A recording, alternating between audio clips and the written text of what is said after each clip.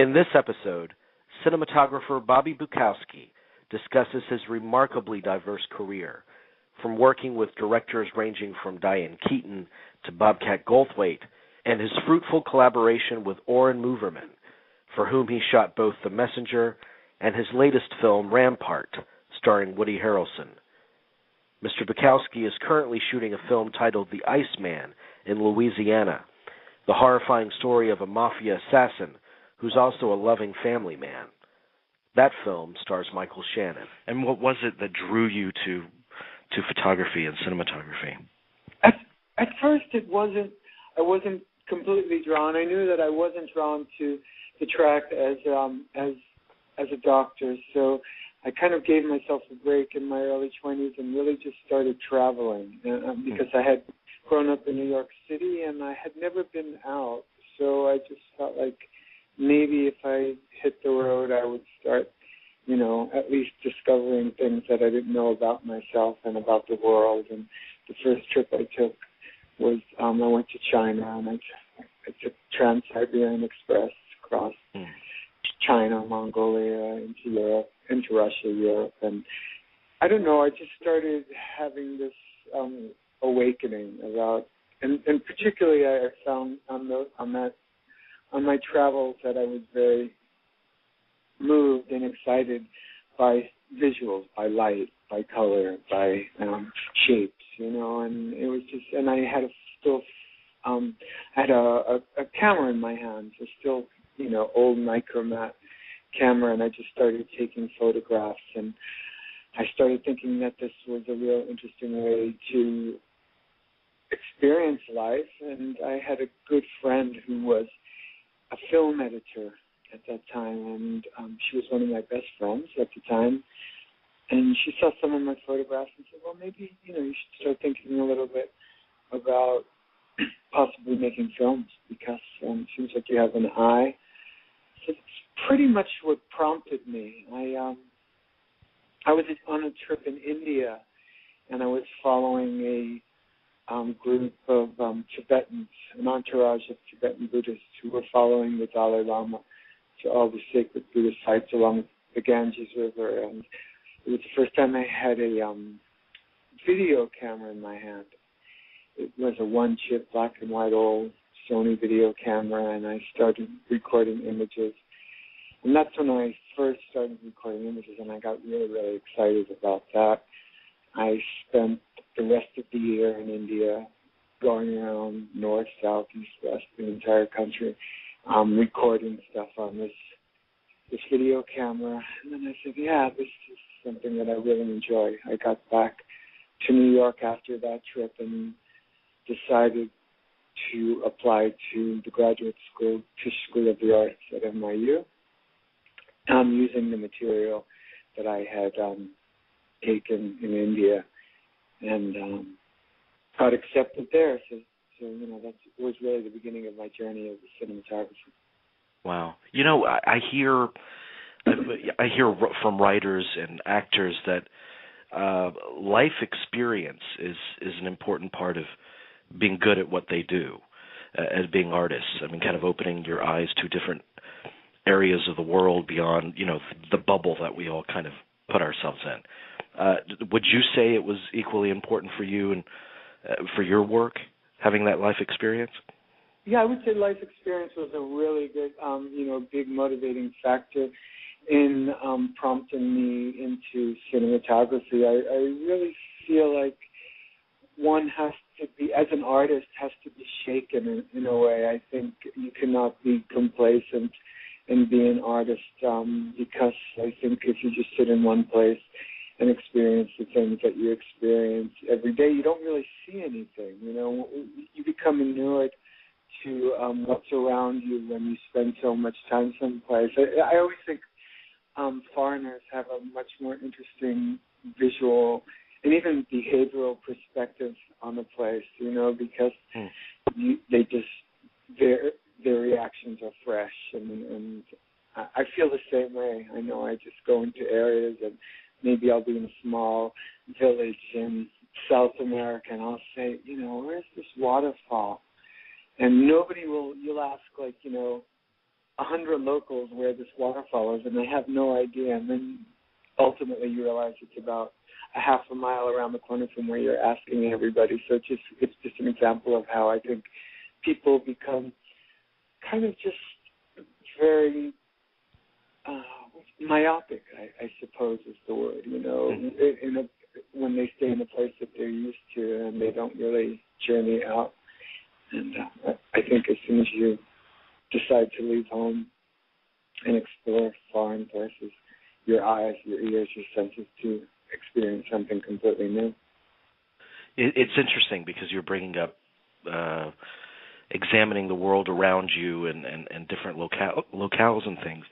I was just recently reading an interview with Christopher Doyle, and he said that right up there with lighting, even more important for him is location.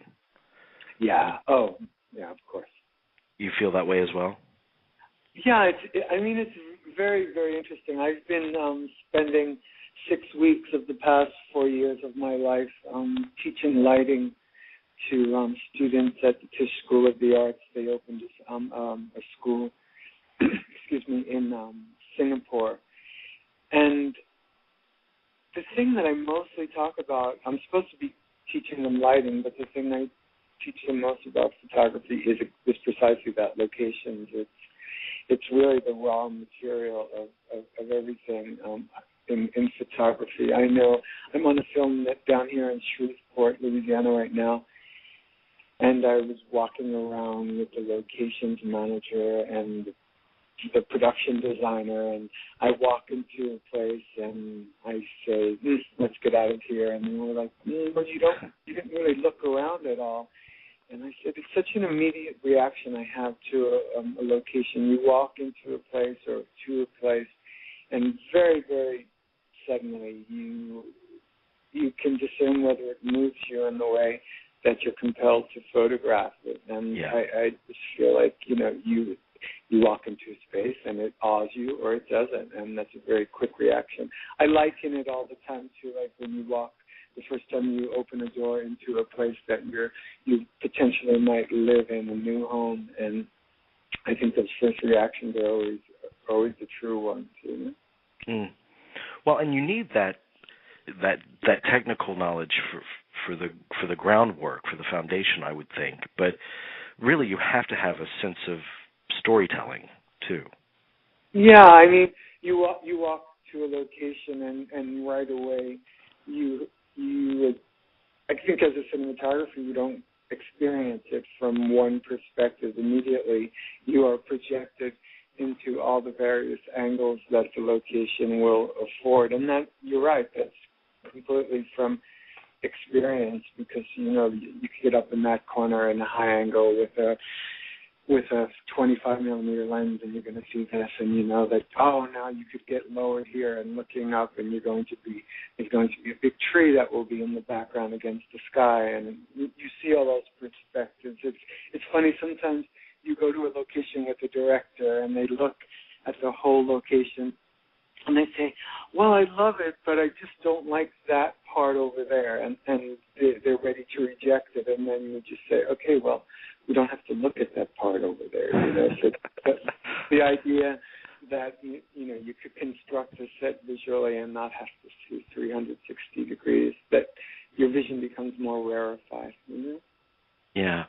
Now, did movies always play an important role in your life, or not until you entered film school? Well, as a child growing up in New York, I grew up in the 60s. There were great, beautiful movie palaces still existing at that point. And it was quite a magical place. I grew up in a Roman Catholic, Polish, Italian family, and I would go to church on Sundays, and I always felt the architecture and the light of the space of the church to be something quite inspiring. And I must say that analogous to that were these beautiful movie palaces that were also erected in a grand scale, with often appointed with beautiful light as well. So I sort of had this kind of analogy between religion and cinema in just an architectural way as a child, just experiencing a space, So that was one thing. And then movies, yeah. I mean, of course, I loved movies as a child. It was an escape. My father would always take me to the Bible epics and war movies, and my mother would take me to the more art films, as a child. So my first Fellini movie I saw was with my mother, who was Italian. So I had a good education. Are there movies that you revisit before you work on a project to kind of recharge the creative batteries, or do you do that at all? I think it varies, it really, really does vary. I've seen my favorite movies so many times that I sort of have them in my head now, so I revisit them certainly in my mind, not necessarily physically each time, unless there, of course, are specific sequences or that I might want to show a director to share what my emotional response is to something, on the screen from a certain film. Yeah.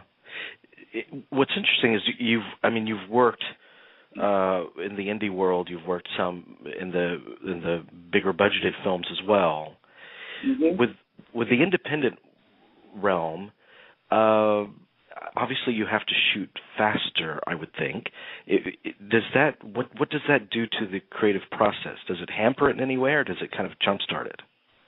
I think you'll always, no matter how much money or time you have, one always feels limited by the resources, because I think even if you have more money and time, it's sort of how water fills the space that it's in. It just feels like then everything takes longer on a bigger film because there's more crew, and the amount of inertia that you have to get up over is more burdensome. So I never feel like you have enough time or money. So I think they're kind of similar that way.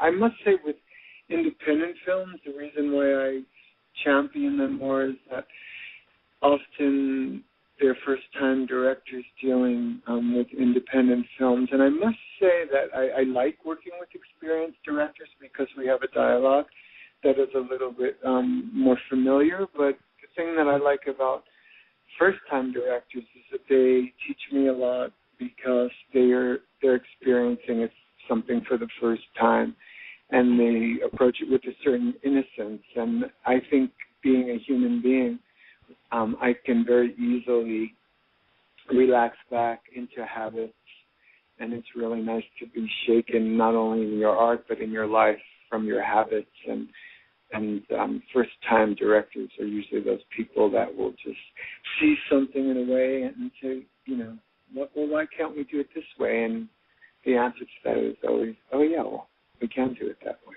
So, well, in terms of your relationship to the director, these two of your most recent films with The Messenger and Rampart. Right. Those are collaborations with Mr. Moverman. So what clicks between the two of you in terms of that creative collaboration, do you think? I think Oren and I, first and foremost, click as human beings. I feel like our souls and our view of humanity are very similar. I think we both hold life and love very, very highly, and I don't know. I think because of that, the thing that we keep trying to mine in these films that we make is the heart of the film, the soul of the film, the part of the film that breathes from a human being. So the conversations never start with him as visual conversations. They always start at the heart of the script in terms of character. What are these people experiencing? And then we will talk about our emotional reactions to the material. And we talk very much just from a very humanistic standpoint. And then the visuals come as a result of defining, or at least discovering where these people are in their lives at any certain point in the story that we're about to tell. Yeah, and Rampart is quite a change of pace from The Messenger. I think that, yeah, for me it's really interesting. I think that if you saw both of these films back to back, I don't think you would necessarily know it was from the same director and cinematographer, which I find to be very proud of that fact, because I really find that how we work well together is that we very individually and discreetly serve the material that's in front of us, as opposed to like put our own stamp on it. We let the material inspire us to do our works. We're trying not to impose who we are onto the film. I love that. I love that too. I mean, I love diversity, and we always talk about actors that, man, they're so different from one part to the next, but I appreciate it equally with filmmakers. I mean, with making very different films. It's funny, because earlier in my career, I remember, because I do shoot very, very different films. I will shoot a comedy, I'll shoot a drama, I'll shoot something that might be a documentary, and often I had a criticism of like, well, I want the person, the guy, the cinematographer that does the high-key comedy, and I always felt like, a cinematographer, like an actor, is very versatile, and we have tools in our hands that we can employ in very many ways. So I think people sometimes in the position of hiring don't have that foresight to understand that as an artist, you can be quite versatile as a cinematographer. I think so too. So I mean, in terms of style, to kind of reiterate what you're saying, I think it would definitely be a danger for cinematographers to be typecast in a way. Yeah, because then first of all, very, very personally speaking, is that it would be quite boring, because you would find yourself doing the same thing over and over and over again. And as a world traveler, to make that analogy, I go to different places each time I choose to take a journey, and I would like to have that ability to do that in my work as well. Tell me about developing the kind of the visual sense in Rampart, because it's essentially a character's descent into hell. Yeah, it's our very first discussions with Rampart had to do with, first of all, the medium. Oren, I was on another film, and Oren called me and he said, "Looks like we're going to be making Rampart, and I want to shoot it digitally." We had shot The Messenger on film, and Oren had done a lot of research about this camera, the Arri Alexa, and he just really seemed to like the apparent versatility that the camera had, and he liked how fast the camera was in terms of its light capturing abilities. So that was, he said, let's use this camera. I was very, very interested and excited about using a new camera, so that was fine with me. I had no qualms about a new technology. In fact, I found it quite exciting. And I got to L.A., and we were walking around L.A., and Oren is a very fair-skinned, blue-eyed person, and he had lost his sunglasses, and we were walking from location to location on a very glaring, sunny day, and he was having a real hard time just being, just like focusing because of how bright the sun was. And it kind of led us into this idea that seeing LA as this kind of unrelenting place in terms of the sun, and he immediately said, how do we use this in the film in terms of Dave?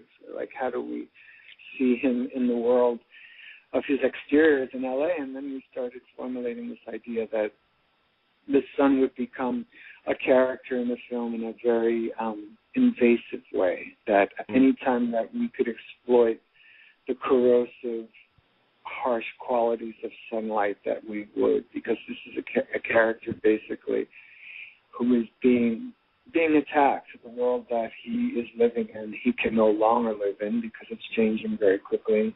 So what we're saying is that he's living in an inhospitable place.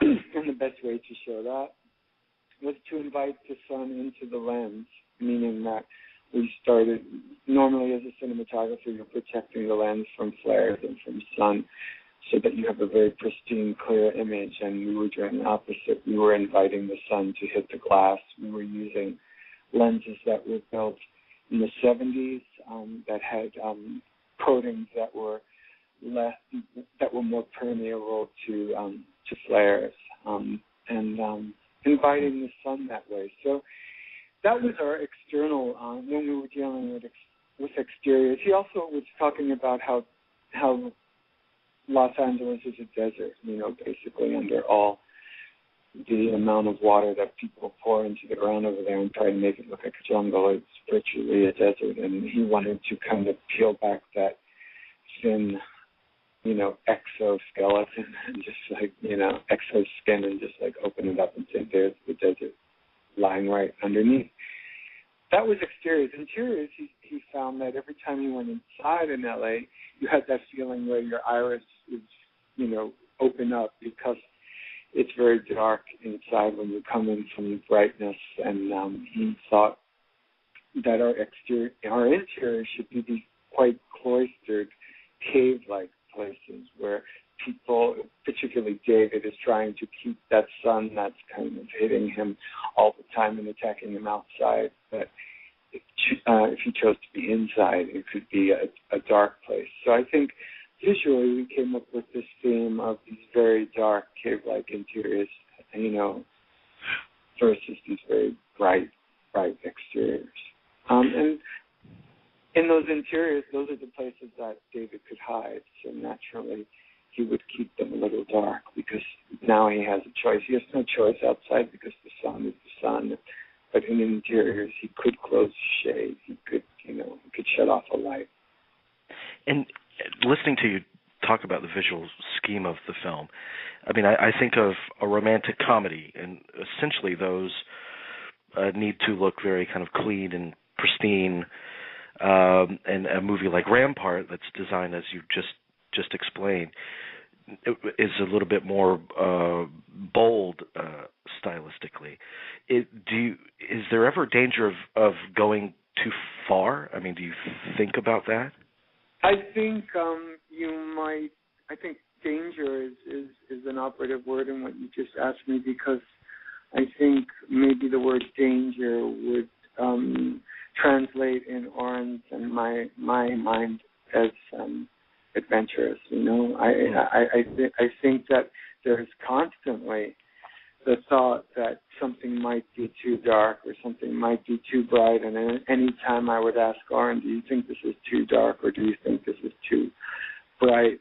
The answer was always no. It was like even when we went to the post color grading of the film, we kept on making the blacks blacker and the highlights higher. We really tried to attenuate the contrast, pushing the highlights very far and suppressing the blacks, so they became very deep.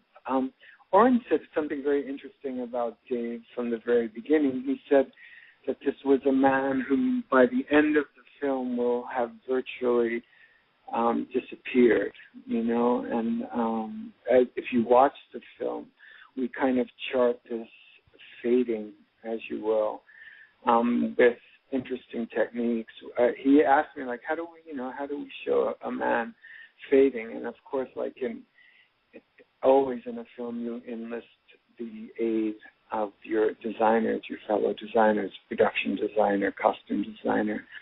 And on a very basic level, the costume designer started desaturating the colors of Dave's costume as the film builds on, so that in locations in the beginning of the film, he will stand in contrast with brighter colors against the background. And then as the film moves on, he becomes more in tune with the background, that the colors become more so that he actually fades into the background around him as opposed to being contrast to them.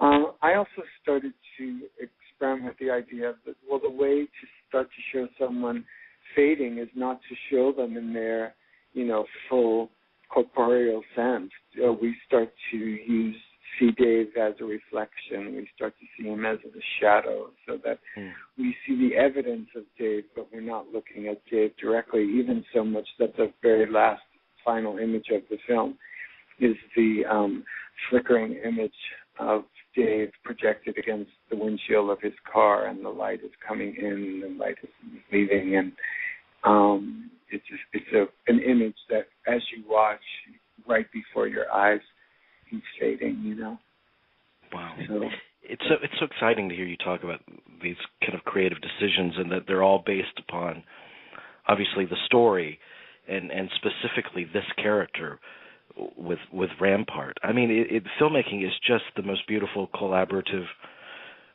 art form there is. I agree with that. I mean, but Oren and I must say he's been such a gift to me as an artist, because he is somebody who I communicate very, very well with, and I really do. I feel as if I do my best work with him, and that's really because in a very literal and figurative sense, we really see each other. So I like the idea that we're working together.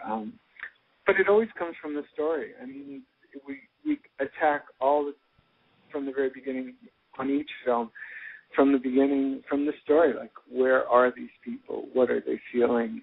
We never have ideas, as I said, about shots.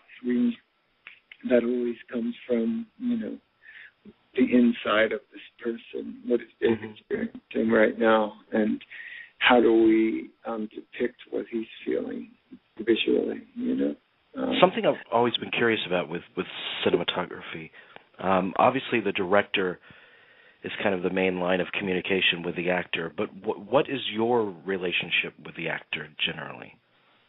Well, it was interesting, particularly if we're talking about Rampart. It's a very interesting relationship between Woody and I, because we had, of course, done The Messenger together, so there was a familiarity there just as person to person, and also on both of our sides a regard and respect for each other's work. So just like in love, once you trust and believe the person, it's much easier to surrender yourself to the person. So I think with Rampart, Woody knew that he could trust me. He knew that I would give him a physical space to work in that was safe and open for him, without judgment.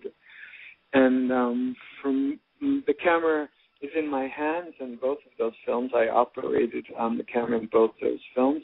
And in Rampart particularly, everything that was, 90% of it was handheld, which meant that I was always more or less dancing with Woody.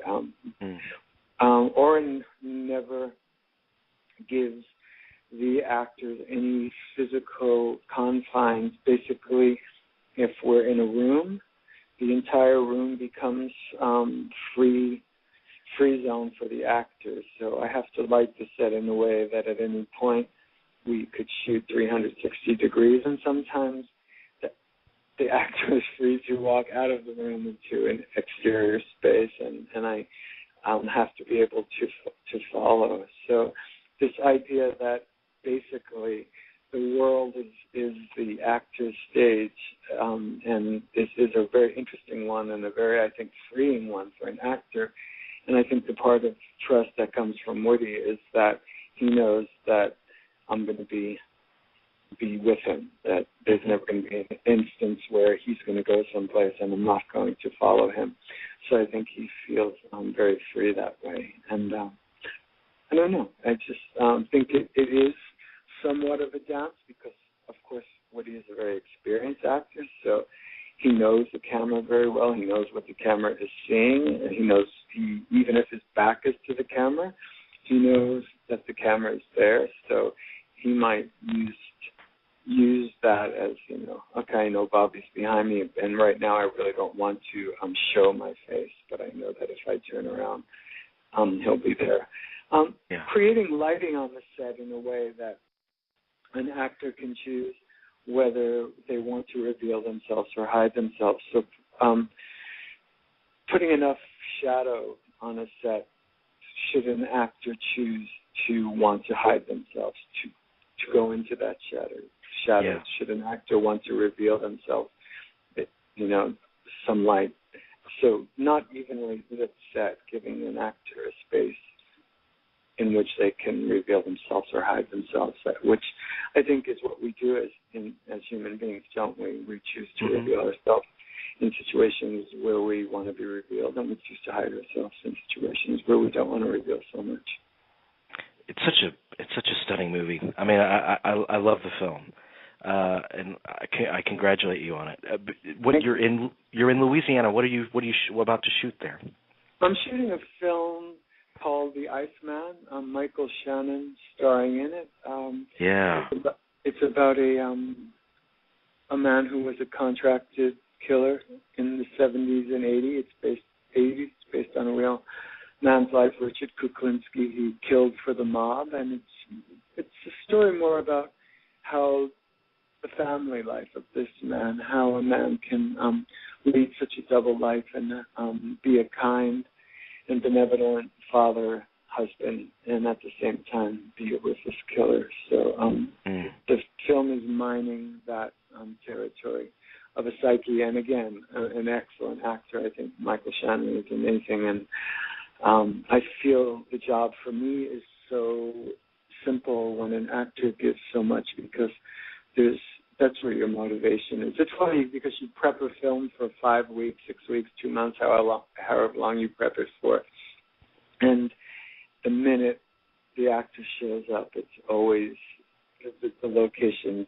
It's like becomes, maybe you've seen color in black and white up until then, and then as soon as the actor walks in, it comes into living color. The blood comes into the location. The blood comes into the story, and certainly with someone like Michael, it's going to be quite interesting. He starts on Monday, and we're all looking forward to that.